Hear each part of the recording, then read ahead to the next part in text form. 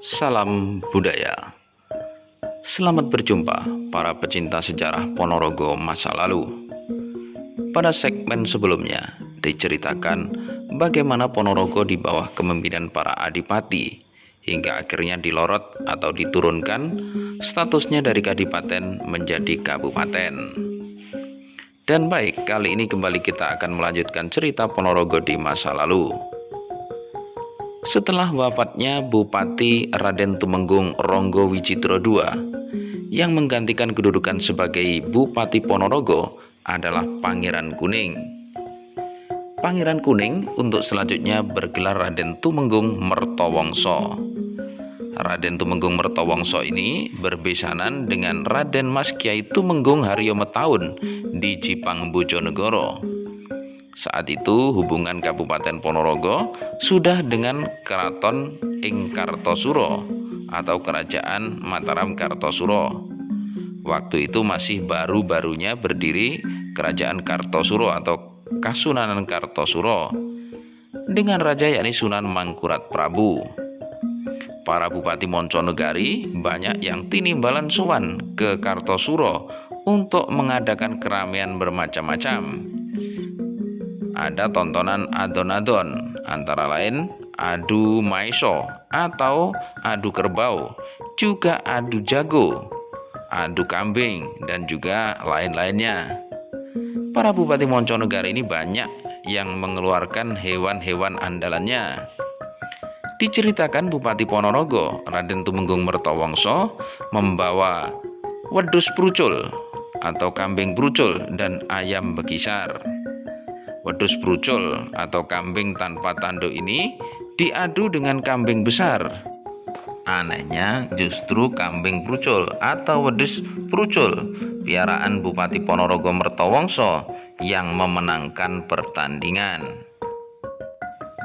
Demikian juga ketika adu jago dilaksanakan, Raden Tumenggung Mertowongso menurunkan ayam bekisar untuk diadu dengan jago-jago atau ayam jago yang besar-besar. Ternyata ayam bekisar ini pula yang memenangkan adu jago. Hal ini membuat Sunan Mangkurat Prabu marah. Hal tersebut dianggap Raden Tumenggung Mertowongso menyepelekan Raja Kasunanan Kartosuro tersebut. Dampaknya Raden Tumenggung Mertowongso kemudian dihukum mati dengan cara dijerat tali lawe lehernya. Karenanya untuk selanjutnya Raden Tumenggung Mertowongso disebut sebagai Raden Tumenggung Mertowongso Sedolawe. Beliau dimakamkan di Pesarian Setono atau Kompleks Makam Bathara Katong. Setelah Raden Tumenggung Mertowongso Sedolawe meninggal dunia atau wafat, selanjutnya menggantikan kedudukannya adalah putranya Asmone Nunggak Semi atau menggunakan nama orang tuanya, yakni Raden Tumenggung Mertowongso II. Raden Tumenggung Mertowongso II berputra 5 orang, yakni Raden Kertonoto, Raden Kecebongan, Raden Kertonoyo, Raden Kertomenggolo, dan Raden Songo. Putra sulung dari kelima orang tersebut diambil menantu Canggah atau salah satu cucu Kiai Ageng Posong. Saat Pangeran Mangkubumi terlibat dalam perang suksesi Jawa, saat itu beliau kesesering yudo atau bisa dikatakan terdesak, kemudian mundur ke hutan daerah Pacitan. Demang Kertonoto pada waktu itu bersedia mengabdi kepada Pangeran Mangkubumi. Nah, pengabdian Demang Kertonoto tersebut diterima oleh Pangeran Mangkubumi dan nampaknya juga berkenan di hati beliau. Karenanya kemudian Demang Kertonoto diganjar pangkat bupati di daerah Nanggungan. Nanggungan ini sebelah utara kota Kabupaten Pacitan sekarang. Namun pada saat itu Kabupaten Pacitan belum ada. Kembali kepada Raden Tumenggung Mertowongso Bupati Ponorogo atau Raden Tumenggung Mertowongso II. Beliau terkenal sangat tampan, kemudian hatinya juga lurus.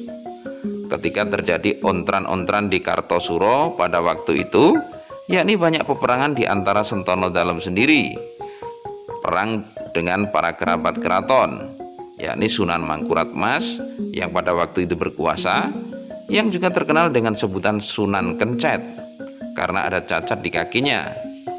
Saat geger di daerah Solo atau kerajaan, beliau terpaksa harus mengungsi ke Ponorogo dikarenakan pada saat itu dalam posisi yang sangat terdesak.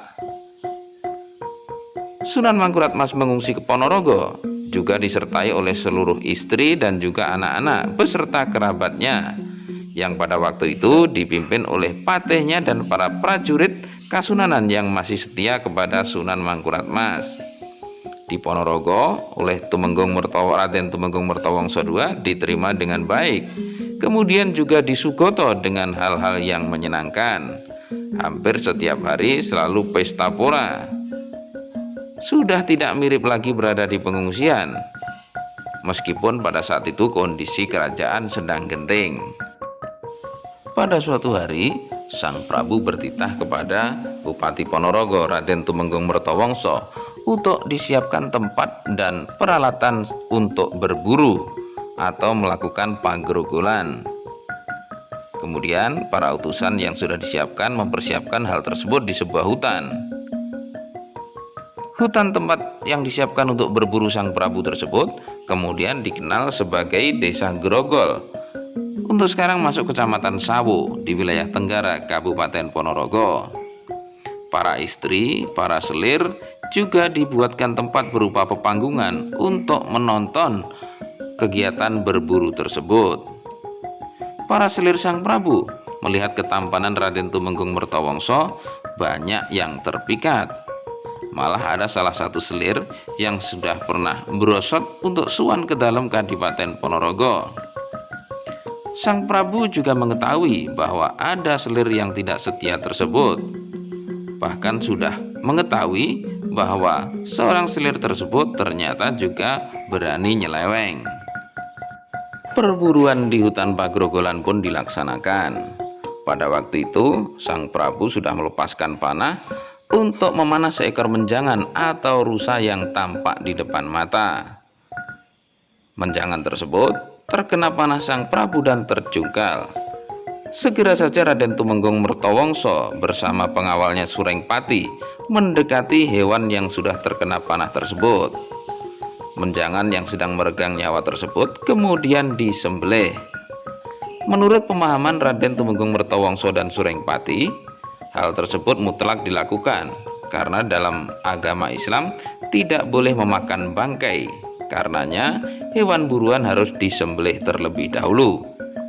Akan tetapi ternyata hal tersebut tidak menjadikan Karnan penggalih Sang Prabu. Justru Sang Prabu marah, memerintahkan para prajurit untuk menangkap Raden Tumenggung Mertawangsa dan juga Surengpati. Keduanya dihadapkan Sang Prabu, kemudian dijatuhi hukuman kebiri atau dipotong kemaluannya. Sangat mengenaskan sekali. Raden Tumenggung Mertawangsa dan Surengpati dalam keadaan luka parah, hampir pingsan, kemudian ditinggal begitu saja oleh Sang Prabu berikut para pengawalnya.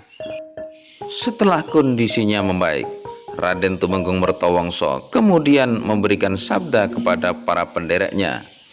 "He, para sentanaku kabeh, aja wedi mati.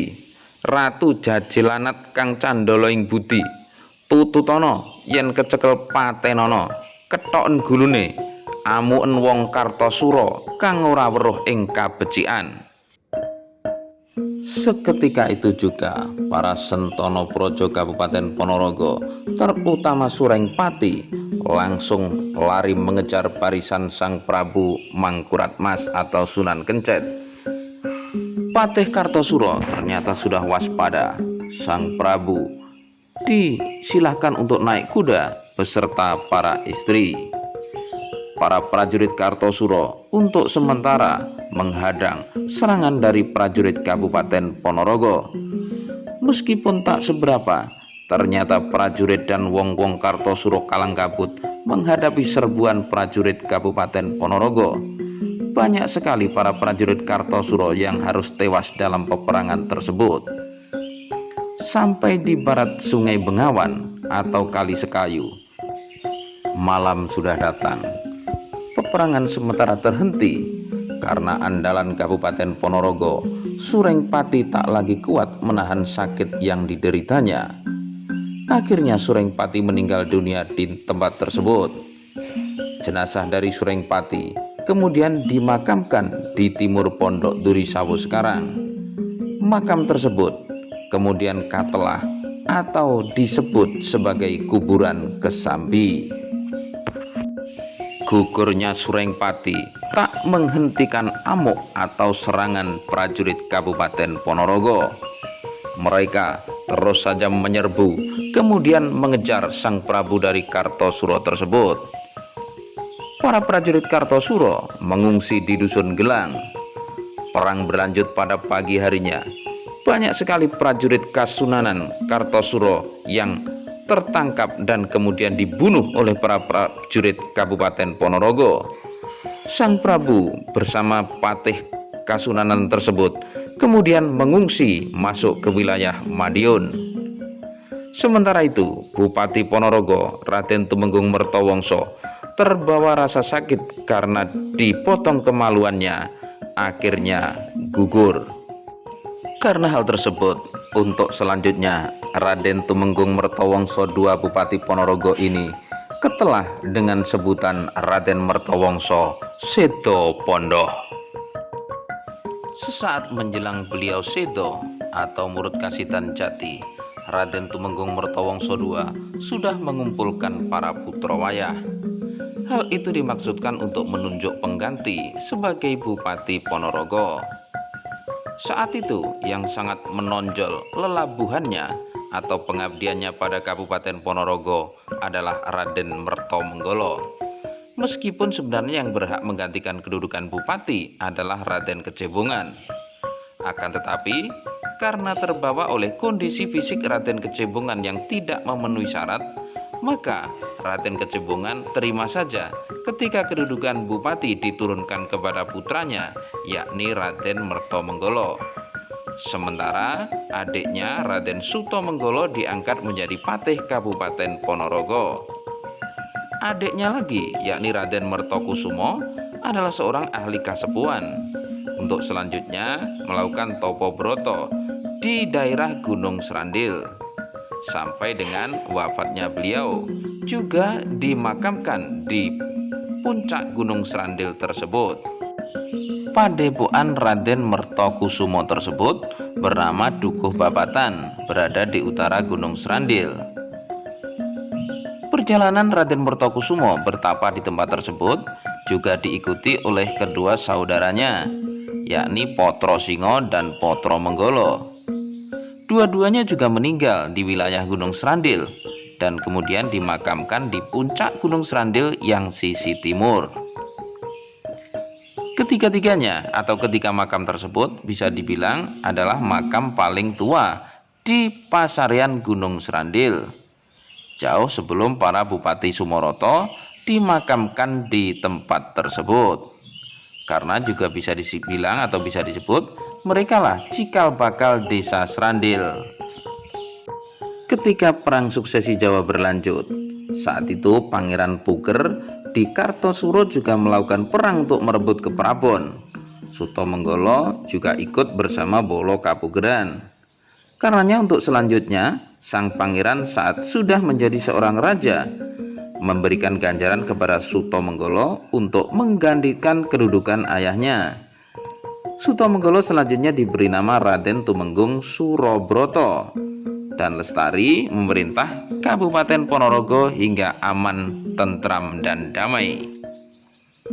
Ya, inilah sekelumit kisah Ponorogo di masa lalu tentang bagaimana dua orang bupati di Kabupaten Ponorogo, yakni Tumenggung Mertowongso I dan II, yang sangat menonjol dalam hal kesaktian maupun budi pekerti dan juga ketampanannya.